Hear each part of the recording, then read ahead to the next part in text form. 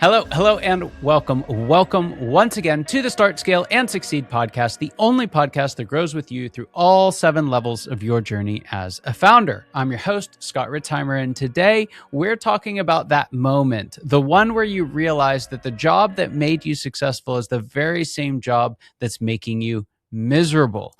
And you've decided to make the leap. You're going to become an entrepreneur, but pretty quickly you realize the skills that helped you succeed as an employee just simply do not set you up for success, especially the success that you want as an entrepreneur.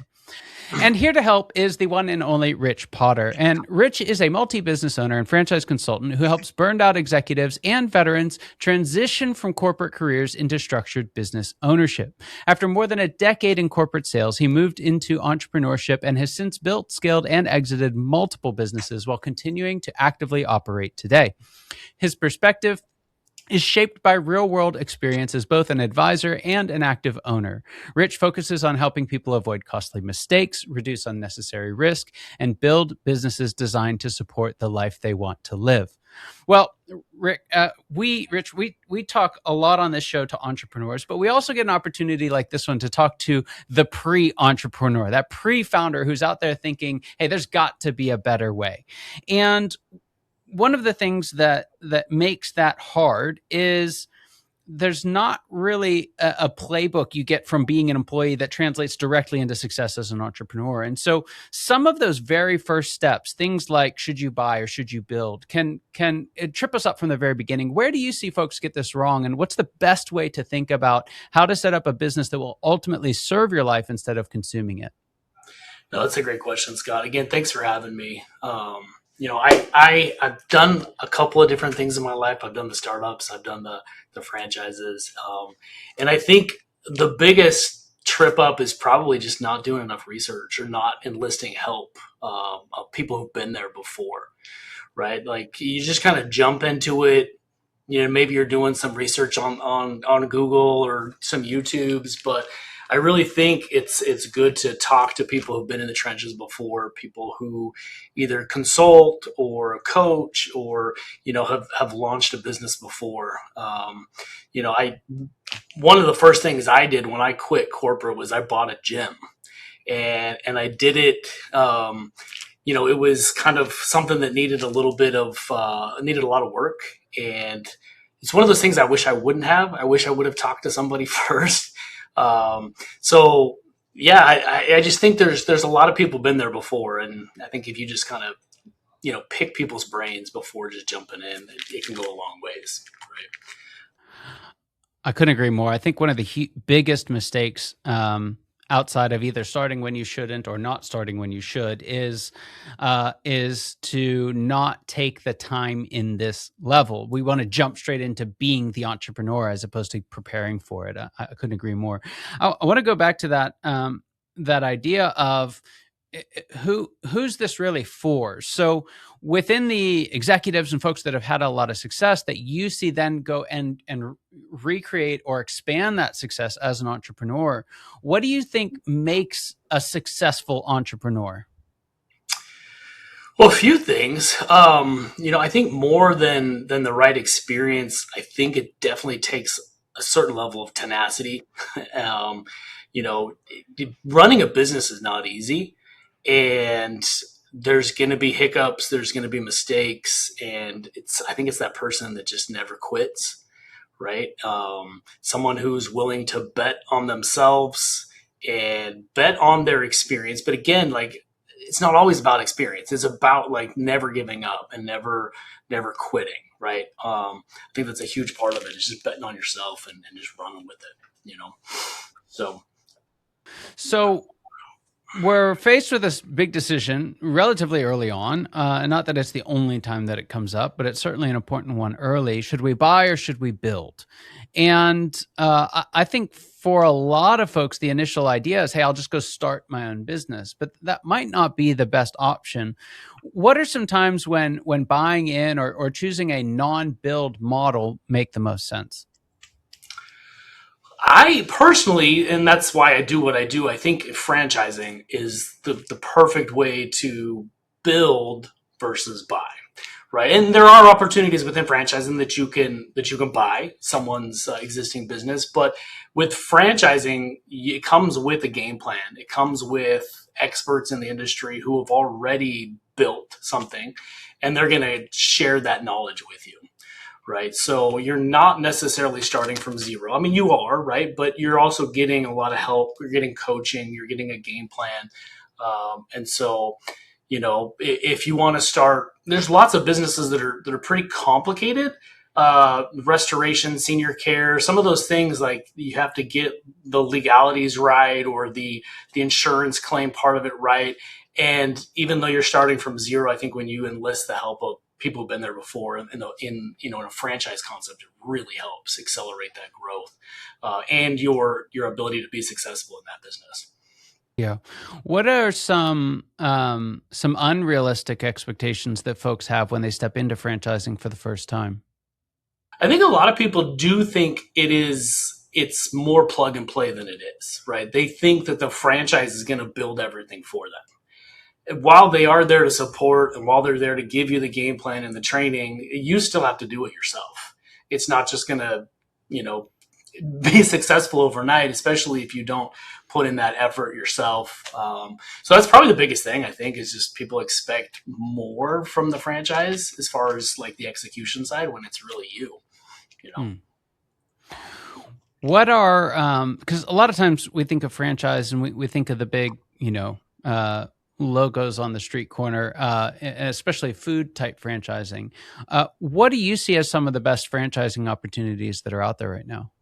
I think home services and I think senior care are the best industries right now to be in. I think the QSRs, the food and beverage stuff, I think it's really difficult with the high cost of lease and build outs. I mean, unless you've got millions in the bank, it's a hard place to start, right? You can start with a few $100,000, a couple $100,000 really in home services and senior care.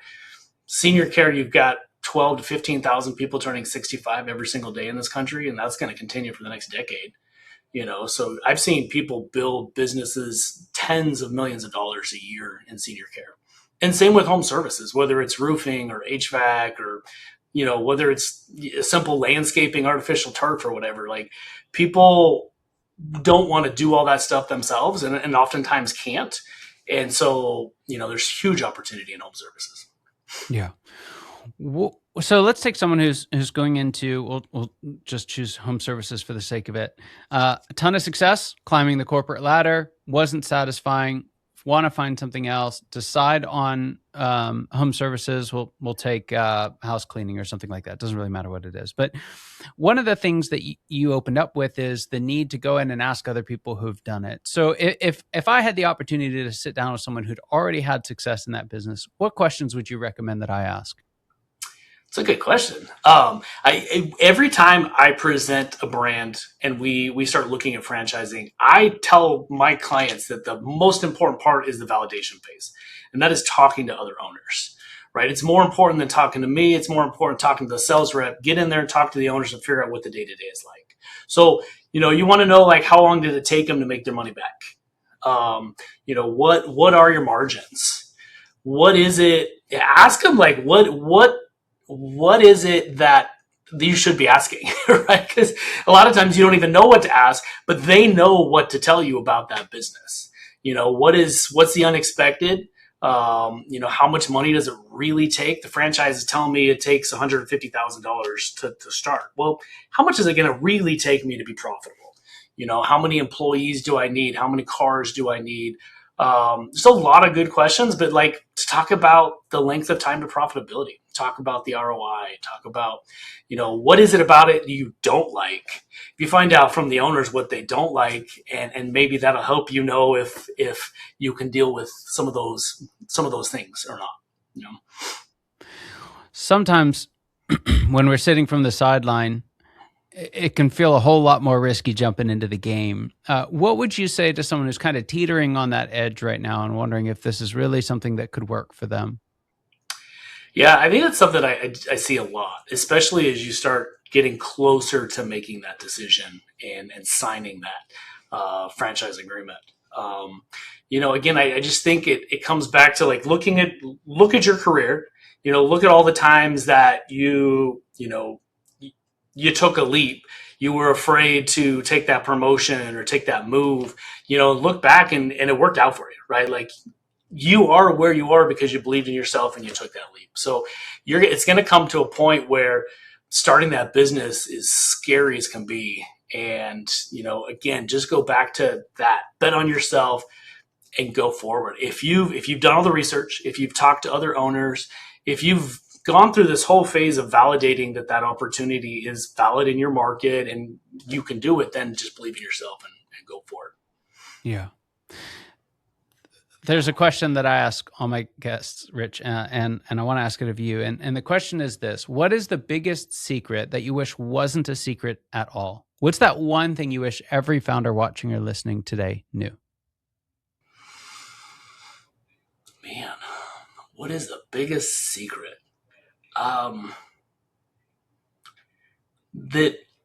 That I think that entrepreneurship is, how do I put this? Like, it's not that illustrious. I don't know. It's hard, right? And that's not a secret though, but it's something that you can do, that I think with the right training and the right application and enough financial backing, I think it's something that just about everybody can do. I think that if you've got the right tools, if you've got the right support, it's not a secret. It's something that you can do with the right amount of effort and self-belief. Yeah. If someone wants to take that step forward and they'd love to hear about what types of franchising opportunities out there, where can they reach out to you? Where can they find more out about the work that you do? Yeah, I'm all over LinkedIn, so you can connect with me there. You can visit my website at franchiseheroes.co is probably the best place to reach out.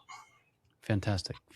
Well, Rich, thank you so much for being on the show. It's a real privilege and honor having you here with us today. And for those of you watching and listening, your time and attention mean the world to us. I hope you got as much out of this conversation as I know I did, and I cannot wait to see you next time. Take care. Hey everyone, Scott Ritzheimer here. Thank you so much for listening to the Start, Scale, and Succeed podcast. I hope this episode gave you exactly what you need for the level you're in right now. If you want to discover what level you're in, take our 10-question Founders Evolution quiz for free at foundersquiz.com. That's foundersquiz.com. It'll pinpoint exactly where you are and give you tailored tips to move forward and reach that next level in your journey as a founder. If you got something out of today's episode, don't forget to subscribe, rate, or review. It helps us reach more founders like you, and let's be honest, it means a ton to me, my team, and all our incredible guests. So keep starting, scaling, and succeeding, and I'll see you in the next episode.